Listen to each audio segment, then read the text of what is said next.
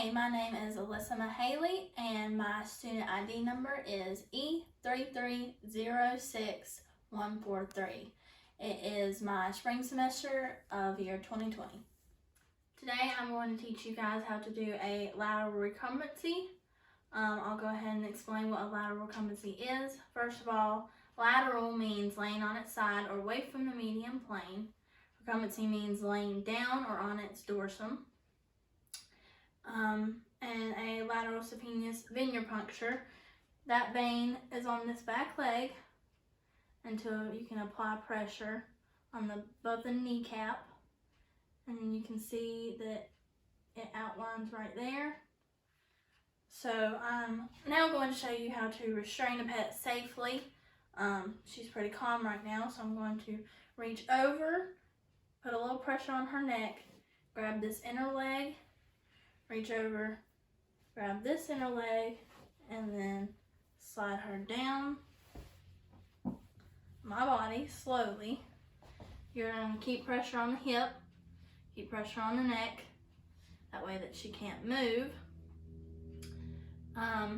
When doing the saphenous venipuncture, you're going to make sure that you have pressure above the kneecap and on the back of the leg, and you're going to turn so that the vein shows out, still keeping pressure on her neck, and then you can draw your blood from there.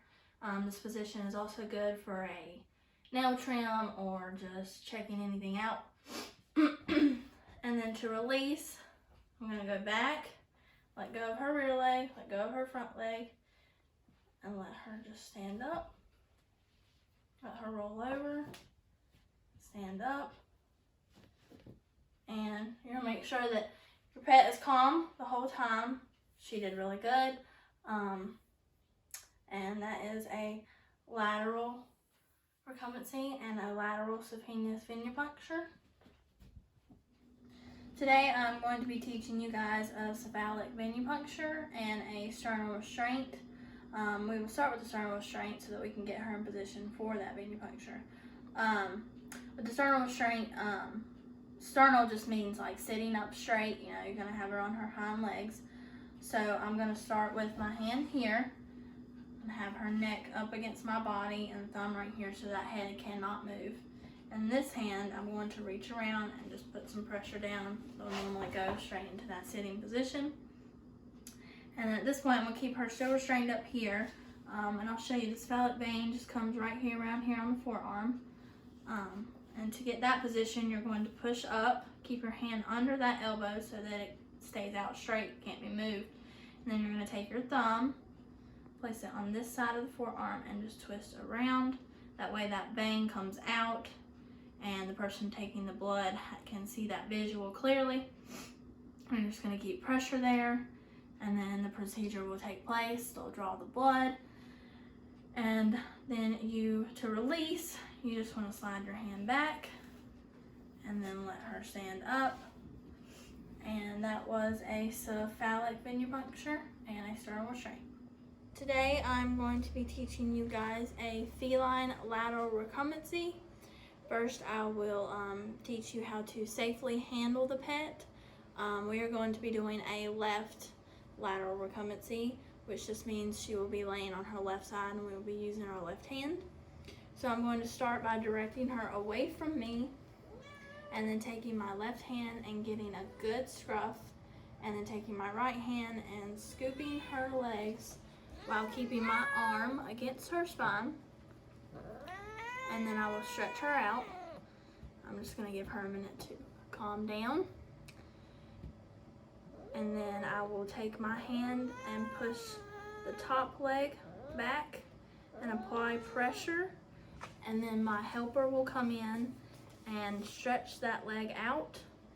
And that's when they will apply the alcohol for the blood draw. And the medial saphenous vein is where we will be taking the blood from. And then after that, my helper will just let go. I'll lift her up and place her on my left hip.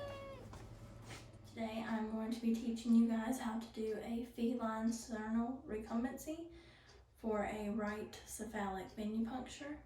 So we are going to start by positioning our cat into the sternal recumbency, which just means lying down in an upright position on his or her stomach.